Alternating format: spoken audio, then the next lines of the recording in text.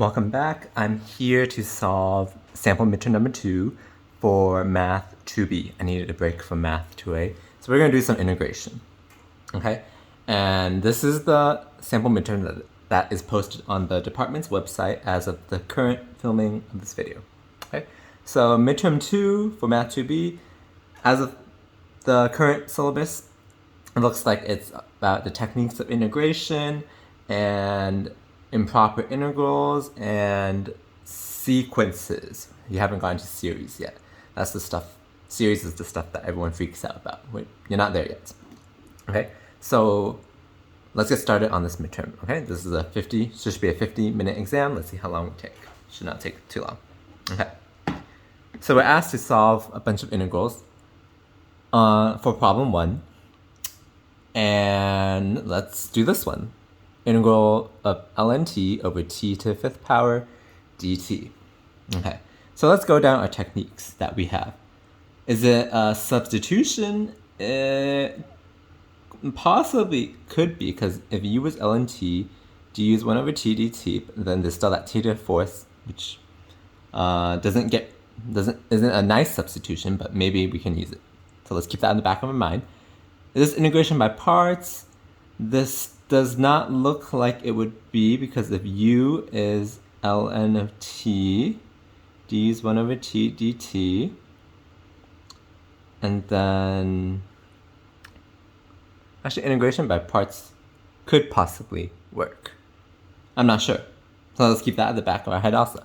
This is not a trig integral, not a trig sub, because it's not something squared plus minus something squared. So likely not a trig sub. Partial fractions, not that.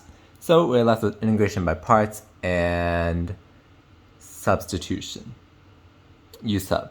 Okay, let's try the U sub method. That might work nicely for us, okay? And by the way, some of these you might be able to solve both ways. So you might be able to solve by both integration by parts and by U sub. So let's see. Let's do it the U sub way. If U is ln t, du would be 1 over t dt. Okay? So actually, let's rewrite this integral first. Let's rewrite it as ln t over t to the 4th times dt over t to the 4th. Sorry. This is the same thing. I just broke the t to the 5th up to t to the 4th times t. Okay, so this is the same integral. So if we substitute in u as ln t, we can substitute dt over t as du. Okay, that will be du. We're left with t to the 4th.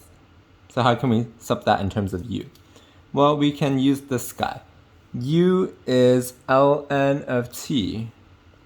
So e to the u would be equal to t. And if we put both sides to the 4th power, e to the 4u is t to the 4th power. Okay, so we can substitute this as integral from, we said ln t is u, dt over t, that's just here, that's du. Okay. This is t to the 4th on the bottom. So that is same thing as, so that on the bottom that would be e to the 4u, which we can write as e to the minus 4u. Okay? So this looks kind of messy, but that's okay. U times du times e to the minus 4u. That's our substitution. This integral we know how to solve. Okay? This is actually integration by parts, so we needed integration by parts in the end. So how do we use integration by parts? Let's use some new variables. Let's say a and a db we need to sub in.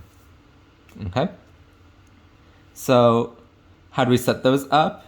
Well, for this particular one, we know that we want to set a as u, because dA is just du. Okay? dB would be e to the minus 4u du. So then b would be equal to minus a 4th e to minus 4u. Okay? So we do integration by parts That's, if this was u and dv, uv minus v du. So that direction, I like to write it like that. Okay, so when we do integration by parts, we get minus 1 over 4 times u times e to the minus 4u minus the integral of the product of these two. So this minus 1/4 we can bring out, so that'll be plus 1/4. Okay, and then we're left with e to the minus 4u du. Okay, so we use integration by parts there. Now, this integral is easy to solve. So the first guy we leave the same, plus 1/4 times, integral of this would be minus 1/4 e to the minus 4u, okay, plus c, don't forget our plus c. Okay, and then we're not done yet.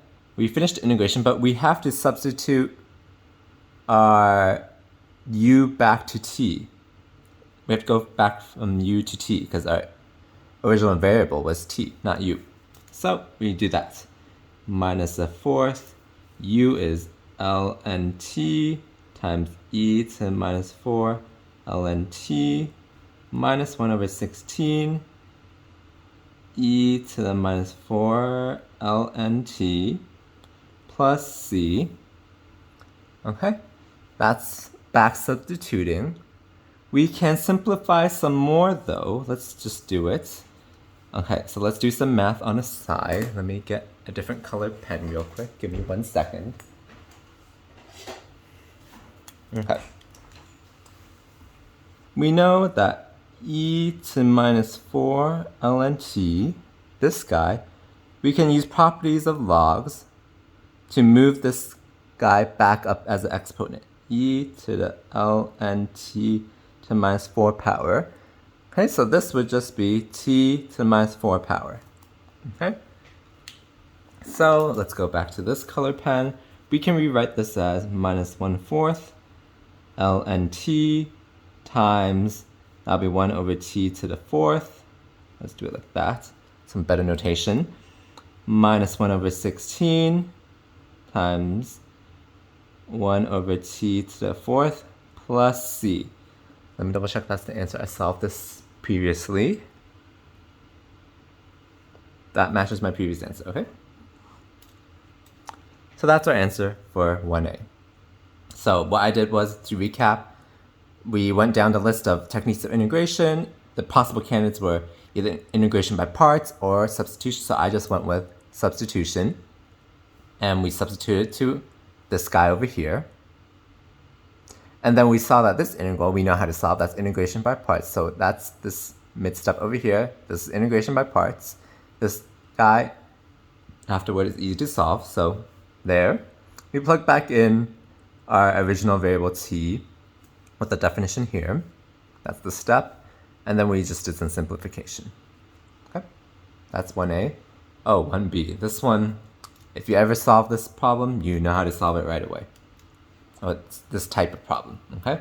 This one, let me just solve it. I don't have any explanation. You just have to know this was integration by parts, okay?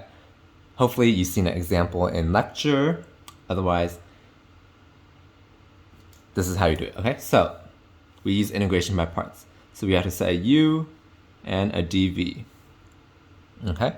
Doesn't matter which one, but for this one, I like to do sine 3x as this one, e to the x as dv, because it's easier for me to keep track of this chain rule over here than over here.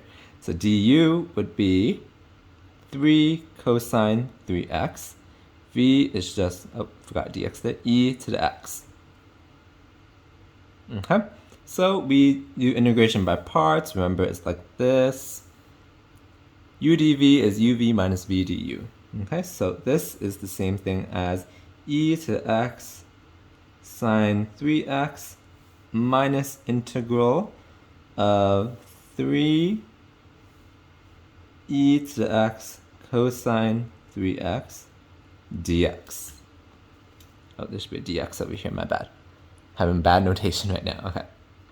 So this is the first step of integration by parts. And once again, if you solve this problem before, you know you have to do integration by parts one more time. So u, let's put that as cosine of 3x. Then du would be minus 3 sine 3x dx. dv would be e to the x dx, that's whatever's left. V is e to the x, okay? So we perform integration by parts one more time. So the first guy, nothing to do there. Minus 3 times, again, remember this is integration by parts. That'll be e to the x cosine 3x minus integral of product of these two. That would just be a plus 3 e to x sine 3x dx. Okay? So, no, I don't know if I said this in the beginning, but I set this equal to I. All right, integral that we're solving. I is equal to integral e to x sine 3x dx. Notice this is 3i over here, because this is the exact same integral up here, just with a 3 in the front. So, and don't forget about this 3 that we have to distribute. So technically we would have, if we distribute this minus 3 to both terms, we'd have minus 9 integral, or minus 9i then. Okay, so let's write it like that. E to x sine 3x. So this is I. Remember, we're solving this integral, so this left-hand side is also I. Minus 3 e to x cosine 3x minus 9i. And then we can solve for I, as simple as that. Move that to the other side, that would become 10i.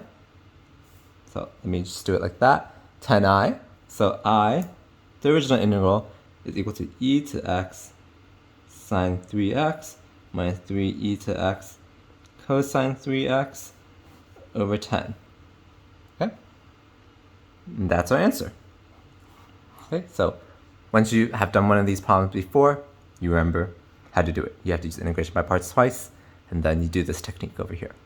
Okay? So whenever it's e to x sine or e to x cosine or secant cubed, you use the same method. Okay? So that's how we solve 1a and 1b. That already took about 12.5 minutes. Okay, move on. This one is obviously a trig integral. Remember how we do this? Let me shift. We rewrite this as, you can write it as sine to the fourth theta, sine theta, d theta. Okay? And the technique is we want to save one factor of sine. So we can change this to 1 minus cosine squared theta squared sine theta d theta. We used our identity that sine squared is 1 minus cosine squared. So sine to the fourth, we just square the 1 minus cosine squared. Okay? So here we make the substitution. U is equal to cosine theta. Du would be minus sine theta d theta. Okay? So we would get integral of 1 minus u squared squared minus du. Okay? We can simply fold that out. That'll be 1 minus 2u squared plus u to the fourth du. Okay? This is simply just, I'm running out of space, but that's okay. We take the antiderivative of that, that's easy, it's just power rule. U minus 2/3 u cubed plus a fifth u to the fifth plus c, and then we have to substitute back u in terms of theta. The minus cosine theta minus 2/3 cosine cubed theta plus a fifth cosine to the fifth theta plus c. And that should be our answer. Matches my previous answer, okay. Okay, so that's how we do that. This one looks like it has to be a trig sub. Okay, so I don't know what your professor taught you to memorize those trig substitutions, like A is, or X is A sine theta something. I don't even remember. I don't do any of that. What I do is, I set up a triangle. I set it up right away, because sometimes you set it up at the end when you need it. I just set it up in the beginning to help me out, okay? We know that in a triangle, the Pythagorean, right triangle, the Pythagorean theorem, sorry, I cannot talk, says a squared, which is a side, plus b squared, which b is another side, is equal to c squared. So hypotenuse would be sum of two terms under the square root. And the side would be square root of hypotenuse squared minus the other side squared. So we know that this guy is one of the sides, meaning as it's something squared minus something squared, x would be the hypotenuse. Okay, 2 would be one of the sides, and then the square root of x squared minus 4 is the last side. Okay, we can form a triangle like this. Okay, if you do the Pythagorean theorem, it'll work out. So we know that secant theta is x over 2, or you can think cosine theta is 2 over, sorry, not cosine. Do I want to set it up like this? Okay, so this, you can set it up like this. So if we do that, we would get sine theta is 2 over x, so cosecant theta is equal to 2 over x. Oh, actually, what am I saying? I'm jumbled around. Okay, sorry. Sine theta is 2 over x, so cosecant theta is the inverse of that, which would be x over 2. So x is equal to 2 cosecant theta. That would be your trig sub. Okay? I personally don't like working with cosecant, so we can set up the triangle in a different way. We can flip the two sides. Okay, you could do this and you'll get the same answer. There's no problem. I personally just don't like working with cosecant and cotangent. I'm more familiar with secant and tangent. Okay, so if we set up a triangle like this, once again, this is perfectly fine. You can do it like that if you want to. This one, you get the exact same thing because it's the same triangle. You just swap the two sides. That's fine. So here we would have cosine theta is 2 over x. So secant theta is x over 2. Okay. So then 2 secant theta is equal to x. Okay.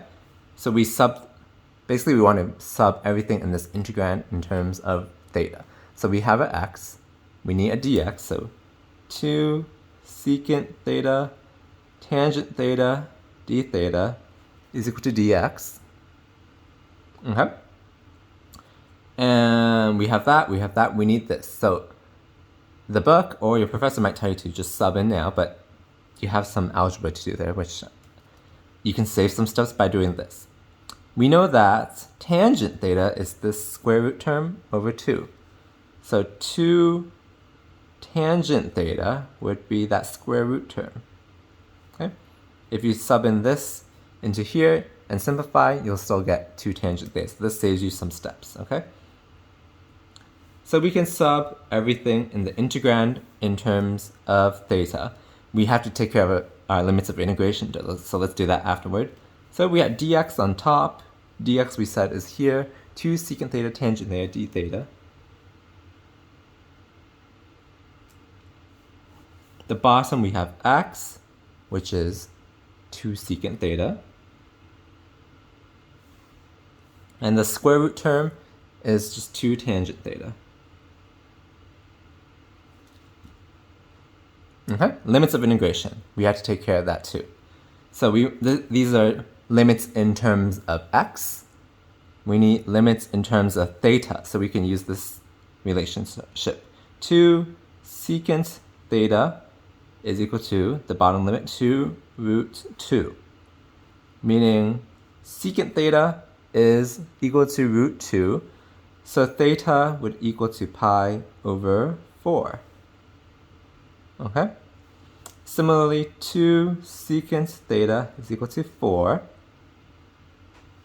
meaning secant theta is equal to 2, where does that happen? Theta would be pi over 3. Okay? If you're not familiar with doing that, you could do cosine theta is 1 over root 2. And we know that happens when theta is pi over 4. So that's what I did in my head. Over here, similar thing. If you're not familiar with secant theta is equal to 2, you can think cosine of theta is half. And that you should know from the unit circle, pi over 3. Okay? So our new limits of integration are pi over 4 to pi over 3. Okay? So here we can simplify. These two would cancel. This would cancel. So we're left with half integral pi over 4 to pi over 3 d theta. Is it half actually? Did I do this right? Let me double check.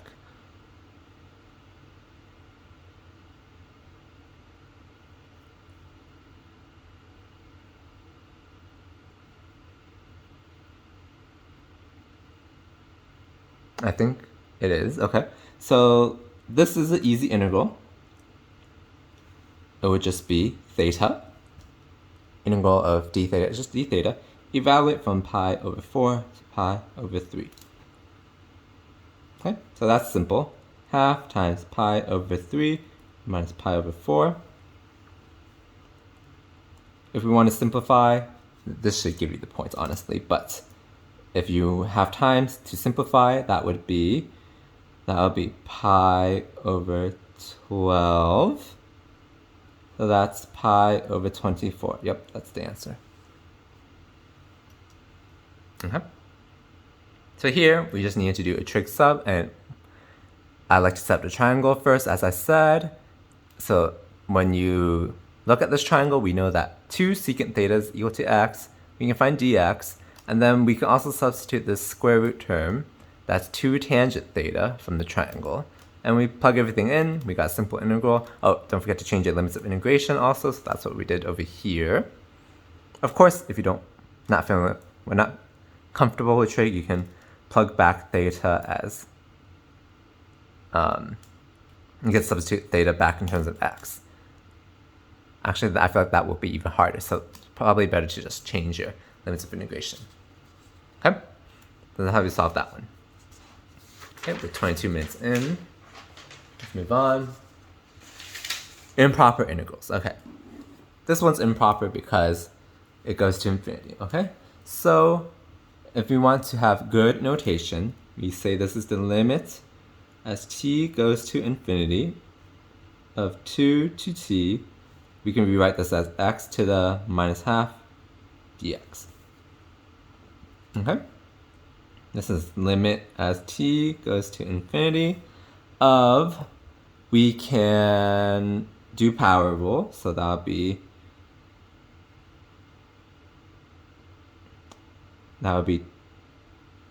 over half x to the half.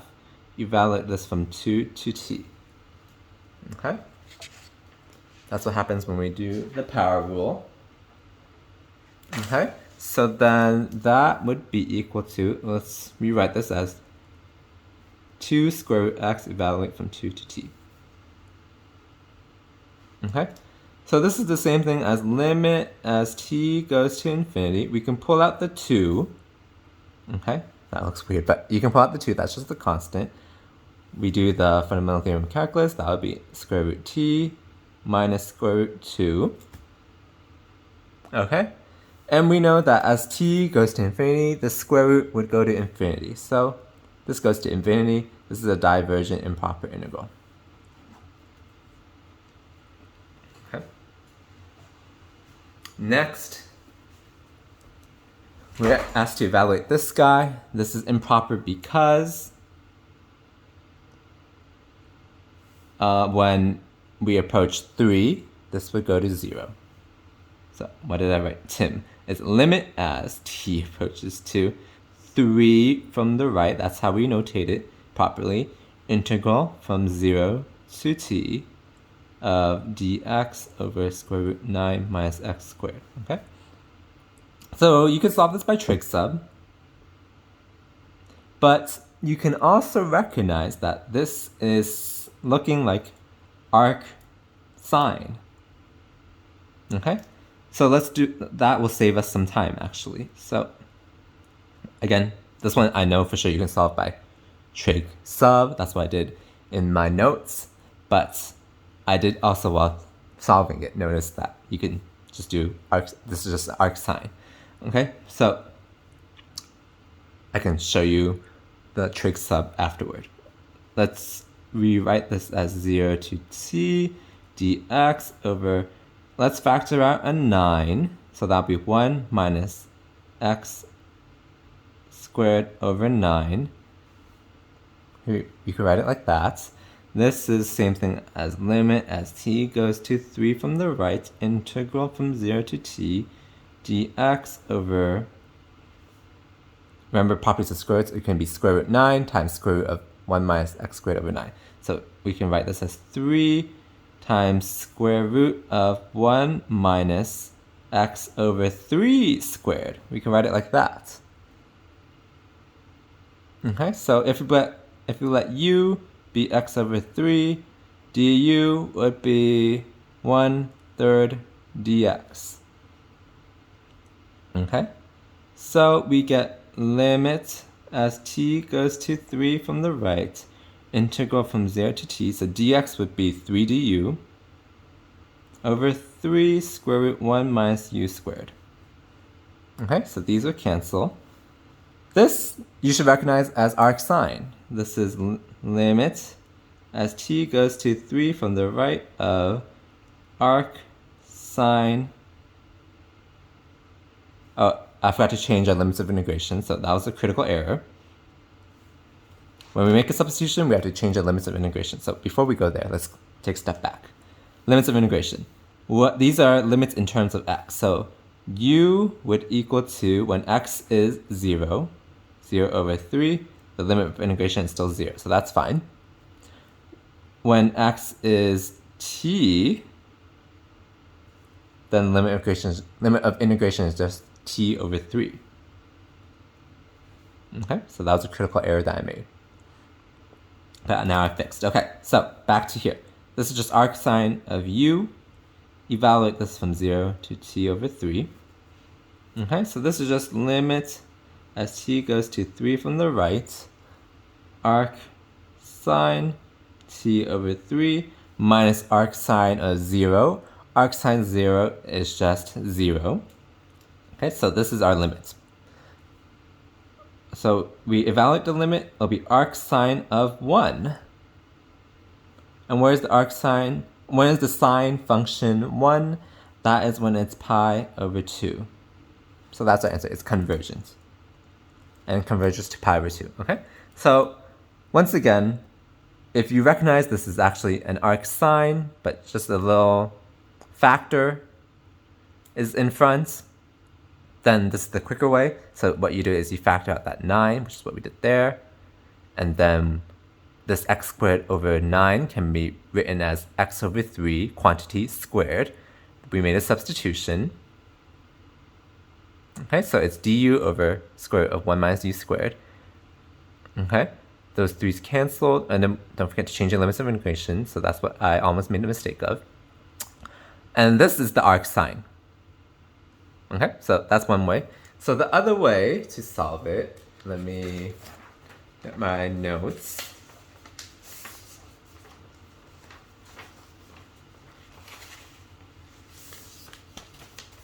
Okay, so you can ignore this guy over here.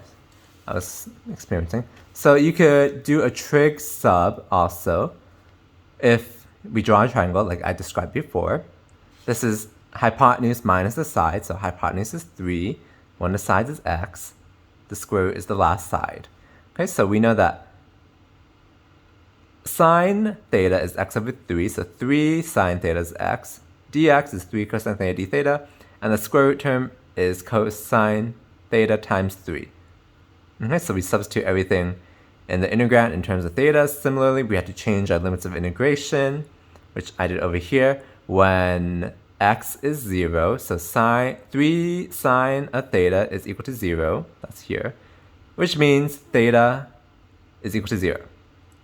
So that limit stays the same. For the limit of t, that's 3 sine theta is equal to t. That's what I wrote here. So theta is just arc sine t over 3. So the limits of integration are 0 to arc sine t over 3. Okay. This integral we solved, those would cancel, it's just d theta. So integral of d theta is just theta. Evaluate from 0 to arc sine t over 3. So this should look familiar to what I got over here. Yep, arc sine t over 3. Same answer. Okay? So 2 ways to do this. Okay, let's move on. This is another improper integral. This one looks like it's partial fractions. Okay, so we can rewrite this as integral from 0 to infinity dx. I believe the original problem said z, dx, dz, same thing. It doesn't matter, okay? I just wrote it in x here. We factor, that'll be x plus 2, x plus 1. Partial fractions, how do we do that? Well, we know a over x plus 2 is a single term. So linear term is just one constant. If it's quadratic term, it's like ax plus b. We don't have any quadratics, so it's like this. And we don't have any repeating, so this is okay. This is equal to 1 over x plus 2, x plus 1, okay?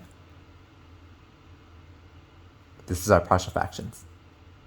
Okay, so we multiply both sides by the denominator. We get a x plus 1 plus b times x plus 2 is equal to 1. Okay, so how do we solve for a and b? The quick way for this one is we plug in x as minus 1. When we do that, this would go away. B is equal to 1. We plug in x as minus 2. This term would go away. So we get minus a is equal to 1, or a is minus 1. Okay, so we can rewrite this integral as integral from 0 to infinity of, so I didn't do the limit notation yet. You could do it already, but I chose not to for now, so let's focus on this first. I said a was minus 1, so minus 1 over x plus 2 plus 1 over x plus 1 dx.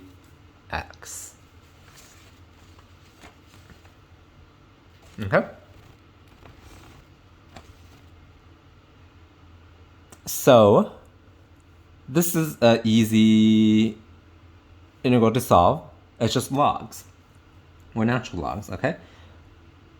We can, okay, let's do the, actually let's keep the notation like this first. So you could change it to a limit notation. I'm just not going to. Some of your professors do it like how I'm going to do it. But the proper way is to use that limit notation. So it's up to your professor if they're picky or not. Okay? So this would be minus ln x plus 2 plus ln x plus 1. We evaluate this from 0 to infinity. Okay?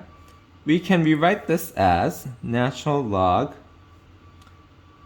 x plus 1 over x plus 2. Evaluate this from 0 to infinity. Okay? We use properties of logs. When it's a log minus a log, you can take the quotient. Okay? So here, I will write the limit notation. It's the limit as t goes to infinity of,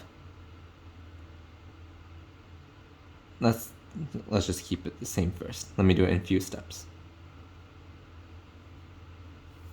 Okay, so when we do that, we get limit t goes to infinity of, we plug in t first,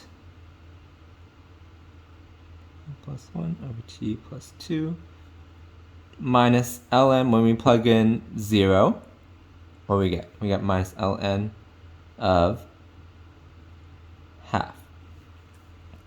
Okay, so we have to solve these two limits.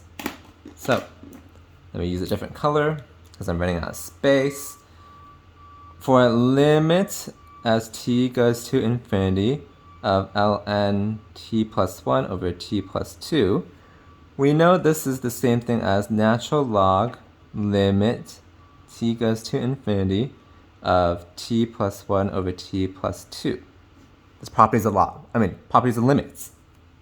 Okay? Not properties of logs. You can't do that for logs. But properties of limits, you can do it. Okay? This guy, this is an easy limit. This is a horizontal asymptote. You can remember that. You could do L'Hopital's rule also. That's fine. You get 1 if you do L'Hopital's rule.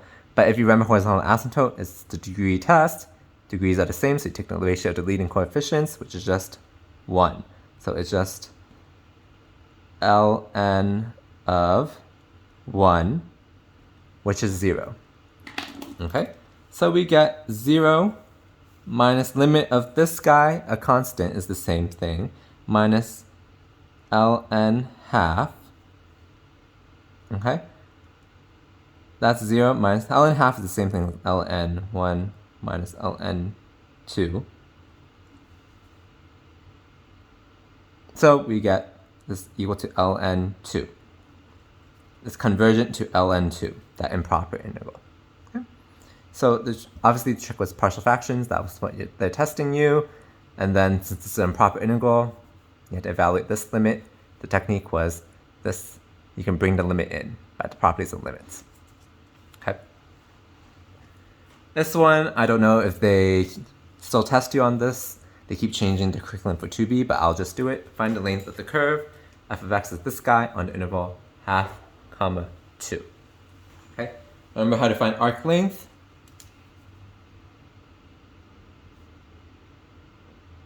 It's integral from half to 2, square root 1 plus f prime of x squared dx. Okay, so let's find f prime of x. That's simply 3x squared minus 1 over 12x squared. Okay. Then, to square it, f prime of x squared, what do we get? We would get 9x to the 4th, that's this term squared. So multiply these two terms together, that would be minus a 4th minus a 4th, because this x squared and this x to minus 2 would cancel. And then we have 2 of them. And then plus 1 over 144x to the 4th. Okay? That's what we get here. This is the same thing as minus half. So 1 plus f prime of x squared. We add 1 here, so this minus half plus 1 would equal to plus half. How convenient. That's usually the technique. Plus half plus 1 over 144x to the 4th. This is equal to, if we factor, remember this was minus half up here, which was this squared, so we just changed the sign. 3x squared plus 1 over 12x squared. Squared. Okay, so we know that the arc length is half to 2 square root of 1 plus f prime of x squared. We found 1 plus f prime of x squared to be this guy squared. Square root of that is just 3x squared plus 1 over 12x squared dx. Okay, this is an easy integral. It's just x cubed minus 1 over 12x. Let me confirm that's correct. That's 112x to minus 1 minus 112x to minus 1. So then that'll be plus 112x to minus 2. Yep, that's right. Evaluate this guy from half to 2. Okay, so what do we get when we do that? That'll be 8 minus 1 over 24 minus half cubed is an 8th minus a 6th. Okay, so that would be your answer. If we have time, we can simplify. I'm not going to do it here for the sake of time.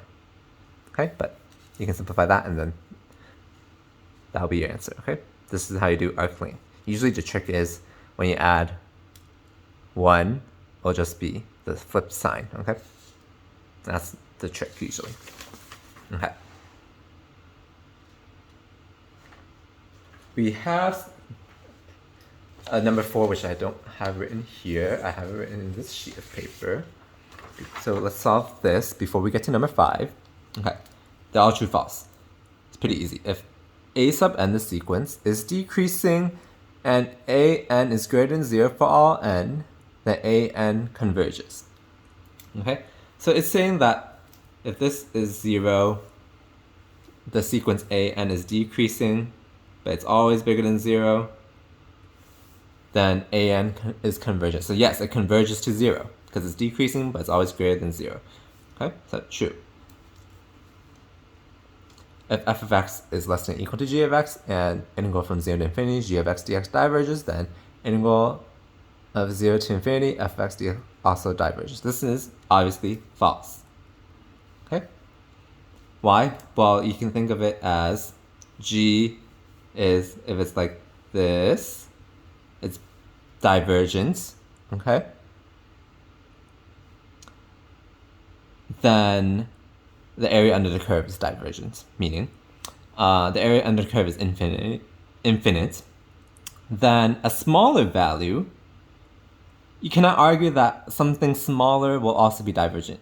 If you argue that something bigger is divergent, that makes sense, but something smaller, it might converge. You're not sure, so false.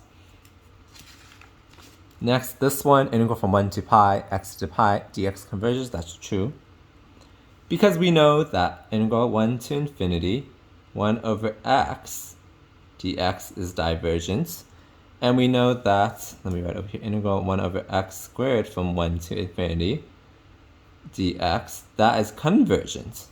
X squared, and then anything bigger than x squared, so x cubed, x fourth, so on and so forth, that's also convergent. X to the pi, that's x to the 3.14 whatever, that is bigger than x squared, so convergence. Okay?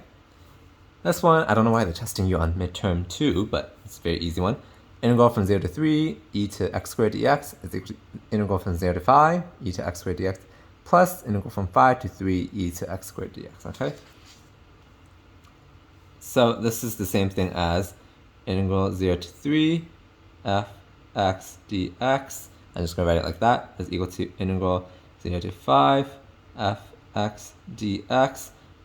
We can flip the limits and put a minus sign, right? 3 to 5 f of x dx. So if we move the to the other side, 0 to 3 plus 3 to 5 is equal to 0 to 5. That's true by the properties of integrals. Okay, so that was a simple true-false. Let's move on. It's already a 43-minute video, so let's speed up. We're seeing if these sequences converge or not. Okay?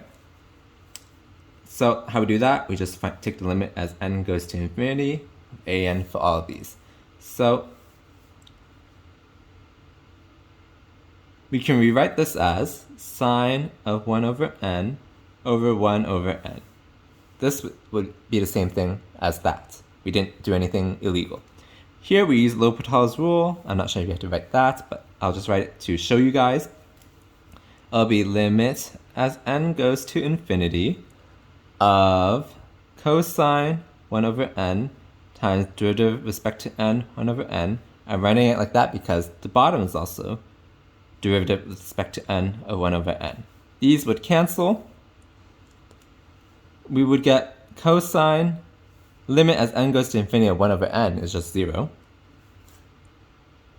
So cosine 0, that's 1. That's our answer. Okay. Next, limit as, arc sine 3n over 3n plus 8. So limit as n goes to infinity of an, right? This is, we remember our properties of limits. We did this earlier. We can bring the limit to the inside.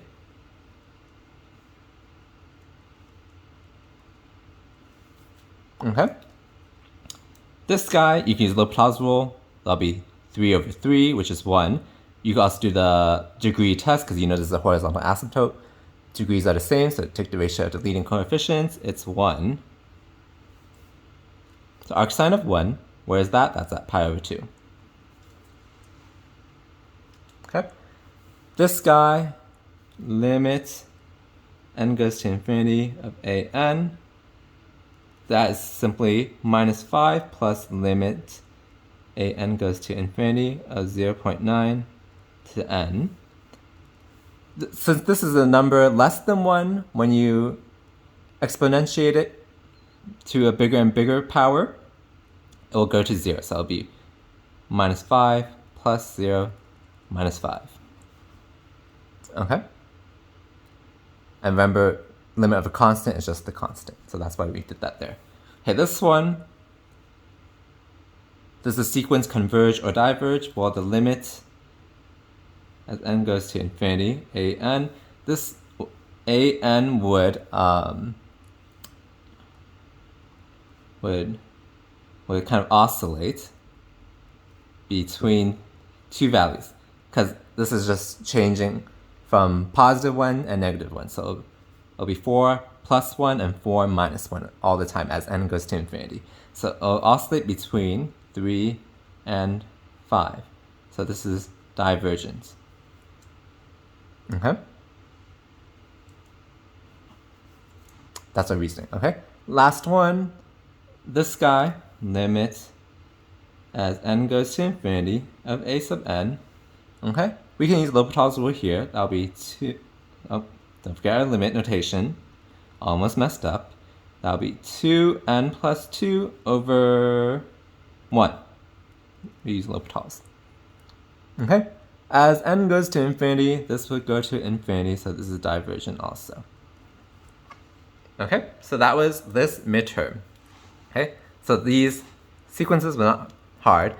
The challenging part for sure was the integration problems. Challenging for the average person, I would say. But yeah, hopefully this video helps you to see how to solve the problems, especially just seeing how I'm thinking through the problems and all that. So please give this video a like if it has helped you, and please subscribe to this channel to see more videos like this.